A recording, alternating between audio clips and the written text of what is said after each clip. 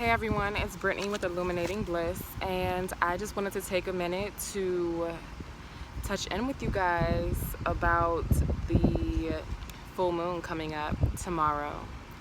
I was led to share some things that I have picked up on, and so this video is just to get the information out there. Of course, it's collective information, so some parts of it may apply to you and other parts may not, and that's perfectly okay.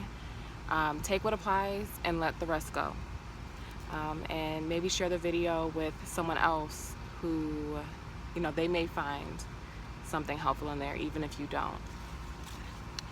So, if you see me look down, it's because I have my notes.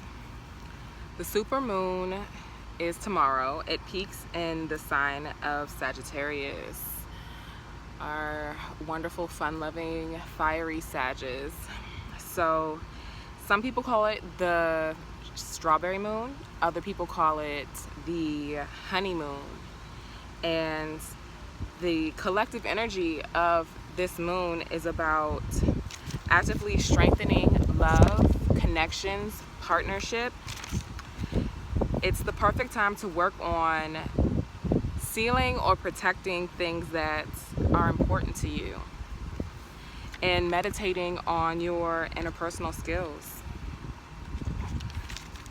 So some people would say that this full moon will naturally, or this super moon, because it is a super moon, would naturally be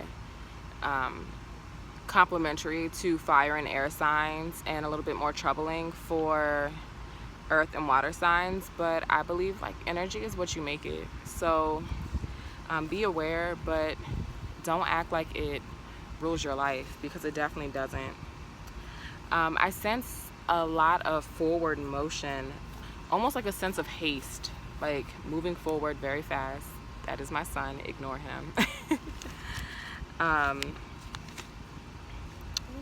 The important aspects of the full moon are going to be releasing self-limiting beliefs, creating space for silence and devotion, and purifying the body to bring clarity. And these will be, if any of these apply to you, they're going to be themes that kind of trickle through your month.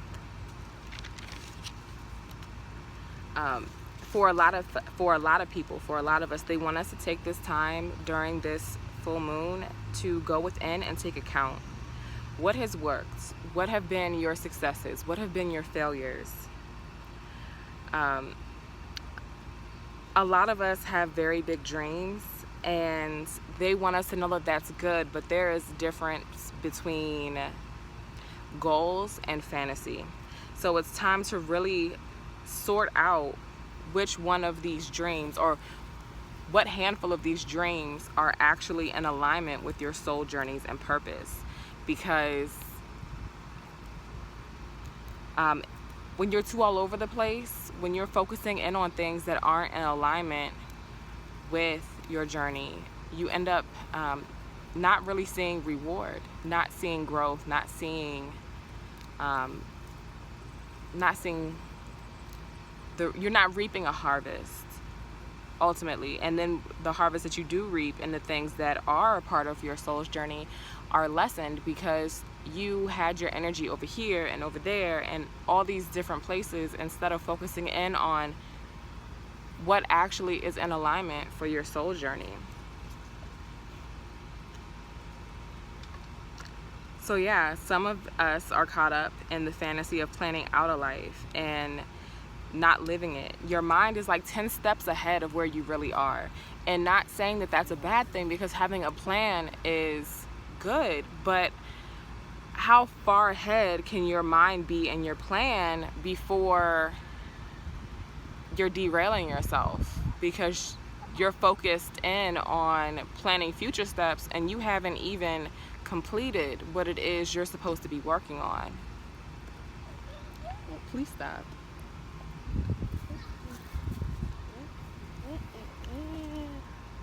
Spirit did talk about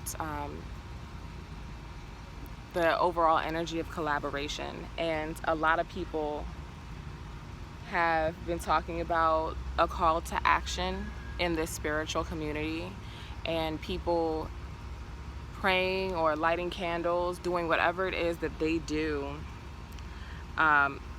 to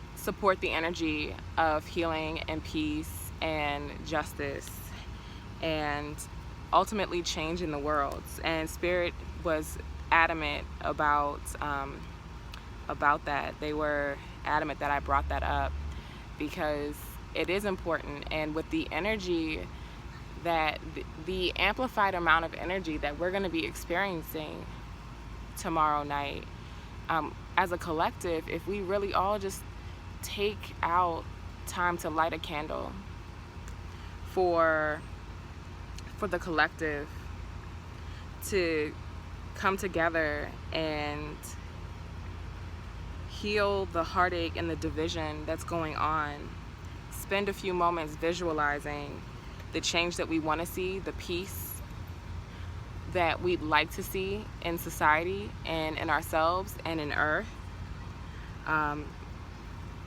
it can be very powerful.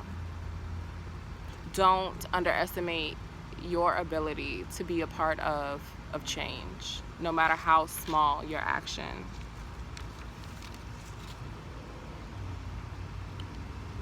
They also wanted to bring up that some of us are being called to do shadow work. And shadow work for a lot of people is nerve-wracking or scary, but this shadow work is directly related to our fears, directly related to our self-limiting beliefs, directly related to childhood or inner child work. They're saying don't be afraid about doing this, about seeing this through, going through this time of shadow, and allowing yourself to look at some of the not so savory parts of yourself and of your life. Because ultimately what this is about is integrating parts of yourself that you once denied. They say that the shadow only has power when we reject it. So allowing yourself to stand in your truth and in your power and clearing some of these energies and integrating what needs to be integrated is going to bring you into alignment and enhance your ability to co-create, to find balance in your personal power. They want us to know that there is no pieces of you that are unworthy. There are no pieces of you that are unnecessary. Everything that you have gone through, or everything that you have experienced, every part of you that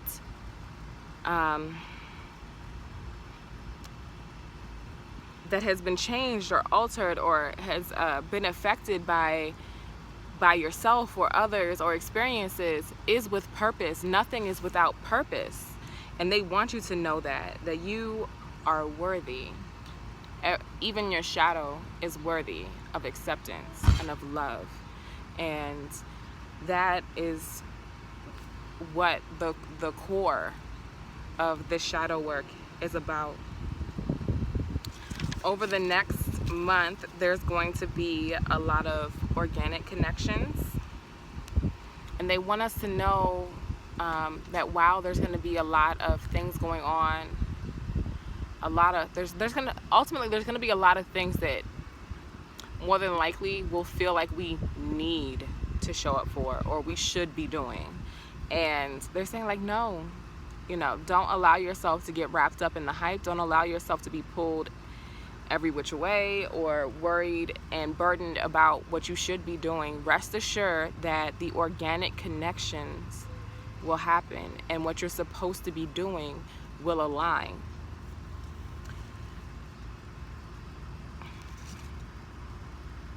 Yeah, rest assured that the connections that are meant for you will go off without a hitch.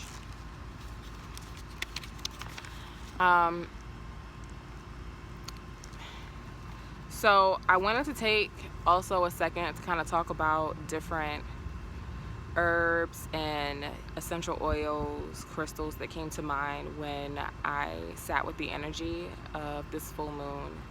And the thing is that as a whole, I believe that this is the last supermoon of 2020, and the energy of it is so potent and so powerful that you can really take it and do with it what you will. This is the time to manifest abundance. This is the time to manifest release. This is the time to focus in on alignment and shadow work. All of these things can be done with this energy. So I'm just going to list off some herbs. I'm going to list off a couple different oils and crystals. I'm not going to tell you what they're for, and I'm not going to tell you what to do with them. If you have specific questions, you can comment them below. But ultimately what I want you to do is take note if anything really sticks out to you, if anything really calls to you, and let that be your starting point. So the herbs that I felt immediately drawn to with this energy are St. John's wort, blackberry, daylily, marshmallow root, hollyhock, and wormwood. Fiery stones like citrine, carnelian, sunstone immediately come to mind. But I also felt that healing stones such as rose quartz, green aventurine, or malachite would be perfect for abundance and prosperity. I immediately felt pyrite and chrysocolla. So oils that came to mind, it was two of them, and they were rose geranium or geranium rose and basil. There's no right or wrong way to spend your time for the full moon. There's no such thing as too much or too little, and there's no rule that you have to do a whole bunch or that you have to do anything at all. You could really just take that time for introspection and journaling and planning your month ahead, and that would be just as effective for you. Although I am going to urge you guys again to light a candle for peace, light a candle for love, the overall energy of love for the earth, for unification, for justice. So yeah, I hope you guys are having a great Thursday, and I will talk to you guys later. Bye.